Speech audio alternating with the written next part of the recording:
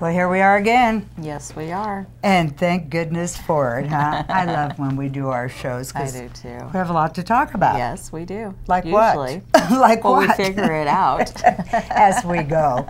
I was going to mention that black moon. The dark moon last night? Ah, the dark moon. No wonder when I kept telling everybody we had a black moon last night, they didn't know what I was talking about. Okay, the dark moon. Dark moon. Well, the moon goes through cycles. We have the full moon, we have the waning moon, we have the dark moon, which is no light whatsoever. And they say that'd be a good time to meditate and write down your dreams and just really calm yourself and keep yourself in a quiet place. Introspective. And just kind of set your goals for the upcoming month. And I know when it is the full moon and we start getting the full moon, my energy gets either really revved up or I get really tired. So it's interesting how the moon can really affect us. Yeah, determine your mood or your energy level. It's because we are more than 90% water. Right. And we know how the moon affects the tides, the ocean waves and all of that. And that's that's a perfect example because if you talk to 911 officers or officers, they just... Or hospitals. They cannot stand working during a full moon because it does affect people them. Bleed more during a full moon. That's why it's not a good time to have surgery or something like that during a full moon time. However, the emergencies, you're right, hospitals hate them, emergency workers. Well, and they're more active. They actually have more of the crazies that come out. Yeah, like us. And so even if they don't determine it with the moon, if they know that the full moon's there, they say, oh, okay, we're going to be busy tonight. Get ready. Yeah. But now I also heard that the dark moon was a good time, like you said, to do some planning and be introspective. But isn't it right before a new moon? Correct. So it comes right before a new moon. Right, it's the cycle, yeah. Which is a good time to start new things. Exactly. I mean, it's so symbolic in that way, but it actually does give you that time to, like you said, just kind of look inward and write down what you want, for that next. And we've always been advocates of writing things down, speaking forth intentions. And I think that would just be a great time to maybe just look at your calendar and make that kind of a ritual or a habit and just start writing down your dreams for that month. And speaking of intentions, we've been doing, you and I have been doing a little research on some of the newer healing modalities, and not just the healing modalities, but how science is starting to catch up with... Science is starting to connect with it, yeah. With it, and we have done a little research on the newest healing, not just modalities, but a medicine of the future. And by medicine, we're not talking pharmaceuticals. Correct. We're talking just medicine of the future has a lot to do with intention. There have been studies done, the placebo effects. Right. You and I did some research on some of the studies of the placebo effects. Right. The one that was really fascinating to me was they had a group study of knee surgery patients, and they would have half of them just open them up and reclose their knee, and the other half they would actually fix their knee. Like if they had arthritis and needed cleaning out or something on the joints and what have you, arthritic pain, right? And they went back to every single one of those patients, and the ones that were just opened up and closed had no pain, as well as the ones that actually had surgery done. The placebo effect, which leads us into the power of the mind, the power of the thinking, power of thought, which we have done a lot of on this show. Right. The power of thought, how it's a creative energy and creates. But if we believe we're going to get better and healthy, or the pain is gone, and then we have it. Peter Pan, I believe. But the intention I was talking about was the study that was done with the couples. Do you remember that? Right. Where if there was a, let's say a married couple, they'd been married for a number of years, or not at all, just a couple. But had a connection with each other, a love connection between each other. They were sent home and told to put energy and intention into the healing of whatever, whoever the person was that had an illness, okay? But when they brought them back for this study, the person with a disease or disorder of any kind was put in one room, and the partner put into another room. Do you remember that? without being told anything or what have you, but the healthy one was to send intention of a healing energy to the other one, the ill person, and she was to just focus on she or he, on whatever their illness may be. Right. It had twice the effect. It had twice the effect, and they were actually, going back to the science, they were actually able to monitor it. They were actually able to record the effects of the intention sent. Which takes us also to the heart. Right. The organ. And what reacted first, if I remember right, when they were doing this study, because we always, we've even talked about how our brain sees in pictures, and visualization was important, and all that kind of thing. But what we learned from this was, go ahead. Well, I think our old school of thought has always been that our brain, our mind, is the actual computer board for the whole body. The entire nervous system, the central nervous system, all but of the it. study that they have found is that the heart actually responds first, sends the message to the brain, and then to the body. Which is fascinating. I mean, if you think about it, it's a completely different thought process. It's completely different, like the saying, somebody can die of a broken heart. Right. That really is true. Have you ever had a broken heart? I've had a few broken hearts in my time. I have too, and it was a real physical pain. A real physical pain. Unless you've experienced it, you'd never believe it was a true physical pain. Yeah, and it's undescribable, and it is in your heart area. It's in the heart area, right. Well, they also say there's a heart and soul connection. There is a definite energy connection between heart and soul. But going back to that a minute, because it's completely in reverse of everything that's being taught or has been taught, that the brain registers first and then sends that impulse throughout to every cell in our body, every molecule, every enzyme. But we're finding out that it's completely different. Opposite. Yeah. The heart reacts first and actually sends, so it's an emotional response, and sends that impulse and that response to the brain. So the heart is being called the emperor of the entire. And I like that. I like that too. Yeah, that thought. The emperor of the entire physical, not just this nervous system, but everything, like you said. We have trillions of cells. So when you think about that, everything is receiving a message from that heart, that emperor. From the emperor, the beat, the rhythm, the flow. It's light, it's rhythm, it's everything. And if you can kind of connect to that, because you can also, if you know something, if danger is coming towards you, which they also have done studies, where if danger is coming towards you, even before you know it physically, your heart starts pounding before it happens. And if you could really, I mean, it probably isn't like enough time beforehand, but if you can start getting aware of your heart and start feeling that little bit of anxiety, that you can kind of... Like the animals, when they know there's a tsunami coming or something in nature, how they take, flight up in the mountains or higher ground or something like that. It's all an intuitive thing. It's an energy that's outside of us. And we always think that, we can pull from within the body because the body's self-healing. But the truth is, we are a part of that energy that's even outside of the body. We're part of the whole. Going back to the heart a minute, because we were talking about the beat, the rhythmic beat, and how it sends everything to every cell in the body. That also tells us the state of health we're in. Right. If we're in a good rhythmic pattern of that heartbeat, then everything else is going well. But if there's an irregularity in that, not, of course, do we know the heart's off, but everything else is off. But it's a domino effect. And it's interesting because I know we're experiencing more heart disease in the way, and dis-ease. We're not at ease. We're not at ease. So that's just something to be very aware of. And if you can be aware of that and keep yourself with the momentum of good thoughts and intentions, the intention.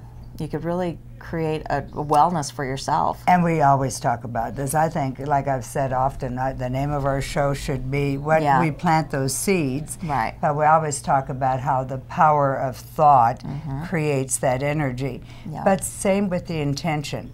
If your action turns out to be negative towards someone or some situation, the intention, however, behind that action was good. Right. That has a whole different effect of the outcome in the long run, energetically speaking.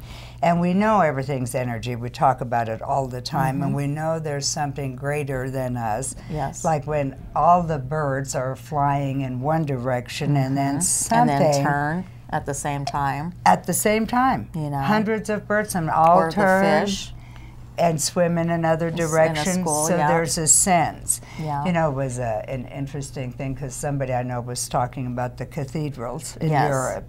I'm glad you brought that up, And hundreds of year-old cathedrals. And how when you walk into a cathedral, and it's not just that we were brought up to have respect. Right. But when Which you we were. Which we were. Right. But when you walk in, all of a sudden, intuitively, you just become quiet, calm, you don't talk, or if you do, it's in a little whisper, okay? Yeah. And that's because all those people from day one and going into those churches and cathedrals, that's how their energy was. So people pick up on it. Right. Well, and I know we've talked in past shows of memories, and it's not, the new school of thought is not necessarily, it's a memory of the brain. Oh, It's the memory of the heart, it's the memory of the cells, it's the memory. I'm going to call my heart the Empress. I like that. I like that a lot better than the Emperor, okay? Yes. Interesting, because memory, they really don't know where memory is. Right. It's one of those, like a phantom. Where is memory? Right. What is memory? Right. Do you remember when we got into the study that was done on the rats, trying to find memory? Do you remember that? You'll have to remind well, me they on did a that whole one. study on the brain and memory, but trying to find where is memory, what is memory, and trying to get into, of course, a scientific thing, the Alzheimer's disease, the dementias, that kind of thing, memory, right? So on these lab rats, what was done, the brain was destroyed. But prior to the brain being destroyed, these rats were taught to go a certain tunnel, a certain pathway, through a tunnel. And then this is cruel, but science has to be in some kind of a foundation. So slowly they started to destroy the brain of these rats, and with their brain destroyed, they still went and traveled that same path. That's fascinating. The memory of how to go was there. Which goes to prove it's not the brain. That's right. It's something more than that. That's right. That creates that. But nobody knows what. Right. They still haven't. They have yet to discover that. What it is. Yeah. Which tells us they have a, we may never, to be honest, we may never have the answers to all those things. Well, intention and thought, the mind your thoughts is so powerful, and I think that is just a practice that we need to get into and make sure that our words are impeccable. Positive thinking. And we just are very, very conscious of what we speak. Well, I've known people, and I'm sure you have too, I bet a lot of our viewers have known people who have actually turned an illness or, an injury of some kind, turned it around by just focusing. You have to have the focus of energy and the intention and thought on a particular thing. And it's love, gratitude, I am well. Our Ho'oponopono. Remember when we did our Ho'opono show? Yeah. We should just mention that. Ho'oponopono. Yeah. I'm sorry, please forgive me, thank you, and I love you. Yes. On your own emotions, doing that cleansing. And the whole basis behind the Ho'oponopono was to clearing old memories. Right. And it didn't necessarily have to be our memories. It could be past memories. Well, do you remember, funny you should say that, we're talking about this, but the Dr. Lou, who had this particular practice for himself and taught others, didn't do it on brain memory. No. He did the cleansing on the emotion Right. that was brought up Right. from that memory. Right. So taking us right back to the organ, the heart organ, Right.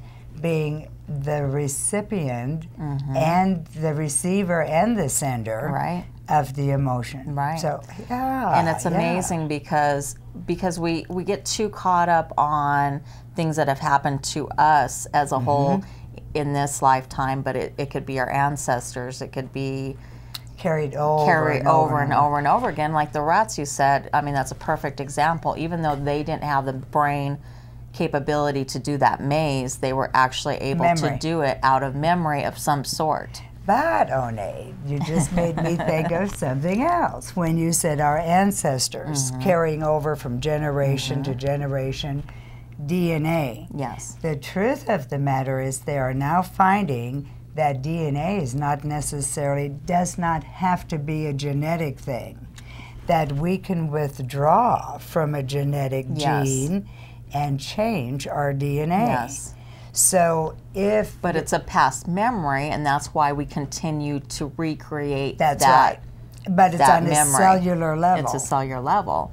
Well, it's like the study they had said, you know, when you eat food, it doesn't matter, you know, after so long, even your atoms are not even the same, but we as a memory continue to keep our form the same. Okay, speaking of that, and I know the studies have been done on that, you know, as well, where they had like a couch potato seeing himself going to a gym, practicing and practicing, what do you call it, pumping iron? Yeah, pumping iron. And pretty soon their biceps got larger and larger, and then the other half was really going to the gym and pumping iron.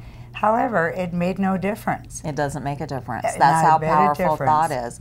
Because they've actually hooked up people with those machines, those electrodes and stuff, all over their body, and they'd have them all over their body. Who used to say that? All over my body. Okay, go ahead. And they would have them visualize the start of a marathon race, and they just had them set up to electrodes. I just finished a big 50K run. And the startup of his whole body started in the same way, exact same order as the actual runner. The runner. But I like the idea of going to the gym while I'm sitting on my couch. Maybe we should make videotapes. And see how our bodies change, pumping iron. Yeah, there's so much out there we don't know. Yeah. And we do know that our energy field, we did a show not too long ago on the energy patterns that we've been given for years, thousands and thousands of years from, you know, extraterrestrial beings, our patterns, everything, giving us energy in place of oil. Do you remember our show we did on that? On Thrive. On Thrive. Yeah. And Channel 13 showed that film often, Thrive.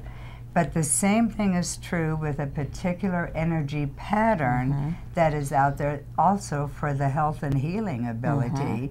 If we just could learn how to tap into these vast, what do you call it, just vast energetic fields that we're a part of. Yeah. Why do we separate ourselves? See, that's the problem right there. We separate ourselves and we minimize it. We minimize our abilities, and a fear is always the big key factor. Fear of usually that you're different or that people will think you're a kook or something. Right. It's fear of judgment more than anything. And how silly that is, really, on the grand scheme of everything. Right, right. Because if you're healthy and you're not in dis-ease, as the word means, then who cares? You know? But that's mankind's, I think, and mankind, I'm including myself in that, by the way. Right. That's our issue. We see ourselves as a separate entity from everything when we're really not. Right.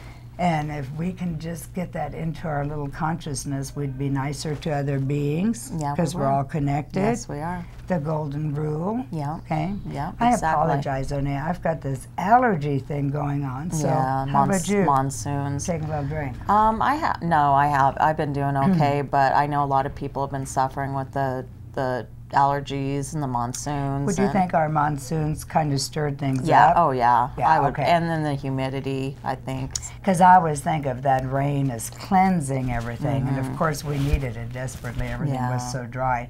But really, it's gotten worse. Do you think that's it? It stirred stuff up? Probably. I would imagine it did. Or the dust in my house? I plan on cleaning one of these days. Partly might be my granddaughter wanted a kitty cat. Okay. So in a moment of weakness, I agreed to her getting, I'm a good grandma, yeah. But I'm not so sure that maybe the kitty cat isn't affecting me a little bit as well. Yeah. It's a good possibility. I know the cat affects my oldest son. Really? So we never had one till he was out. And then he came home and he reminded us why we never had one. The Marine, yeah. Well, I know she can't take Grandma back to the Humane Society, so, you know, I'm staying, but the cat is too. That's right. Well, what do you think we can do to kind of get the message out there to people watching our show, people we talk to every day? I just think it's, first of all, repetition and also leading by example. You know, if we are conscious of what comes out of our mouth or how we treat ourselves. Right. And treating ourselves is so important. The best teachers are the ones that teach by example. Exactly. So, but also treat yourself well, first of all, and that creates a momentum, and that allows other people to let their light shine. Absolutely. And I think that's the best way to just affect one person. Or empower. By empowering another human being. Yeah, and you know, like we've talked before, like if somebody steps into your field, your aura field, I think that's the same effect of when we let our light shine, we can affect other people's mood for the moment. But remember when we taught our show on auras, and of course I like the way you say let your light shine, and letting someone step into the light. Yeah. But remember on the aura, that is a misconception to have the aura way out here. Right. We actually would do ourselves a lot more good by keeping our aura a little bit closer to our body. As we say, hold the cards closer to your chest. Not the same thing, but I wanted to remind you, don't put the aura way out there. Not your aura, but your light. I mean, I'm wondering, and maybe they'll just discover that, but maybe that will create a momentum of memories for other people to start creating those memories. For the good, yeah. Oh, well, I like that. Yeah. Well, I like that all the way around for anyone, especially the people with a victim mentality, of which we know there are many. Right. But by changing a memory pattern, you can not only change what's happening in your life at the present, but down the road future for other generations to disengage from negative memory. That's right. Because it is carried on a cellular level. It is carried at a cellular level. And you'll have these past memories of something, but you cannot recall having that experience. But and I think we've done shows on reincarnation, haven't we? On soul entering the body, and you think, well, how can a whole new body be carrying memory? Well, soul carries memory. So if you had a hanging in your last life, you perhaps don't want to wear a turtleneck or anything tight around the neck. Or a fear of a snake or fears of heights. Same thing. And you've never done anything to cause that. In this present life, But that memory is spread through the body and on a cellular level is then recreated. So we can start changing our memories and change everything. We change our lives. I always heard, you know, our biggest experience in life anyways right here between the ears. And Napoleon Hill's the one that first said, anything you can imagine, you can create, right? No, that's not exactly how he said. Anything that can be conceived can be achieved. That's how he said it. See, my memory's getting better just by us talking about it. It's coming back to me, but I like it. I like what we talk about because if nothing else, it hopefully plants a seed. Plants a seed for others to stop it does, and and it has to be because you are watching it as a viewer means Right. that you are obviously wanting to accept this information in some form to plant the seed. And by the way, speaking of change with that, including illness, okay, instead of fighting it all the time, or I want to get rid, like, let's take a tumor. Yes. I have a tumor, I'm going to get rid of this tumor, I'm going to destroy this tumor. I'm going to Negative. All those words were negative. First has to be acceptance. Yeah. And then when somebody makes peace with a particular situation like that, not that everybody has tumors, but we're using it as an example. And the way you can accept it is by accepting it as a guide to better your living. life, to change Better your diet, diet. change what you're doing, change your exercising, change something. But you're right. But before any change can occur, there first has to be acceptance. Acceptance. So that's a good point for us to make as well. I like that.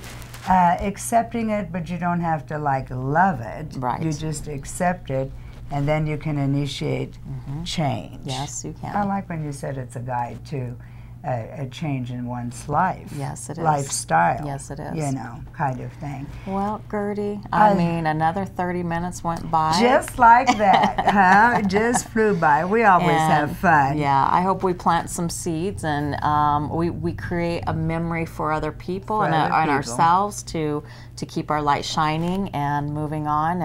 And as always, that's what we're talking about.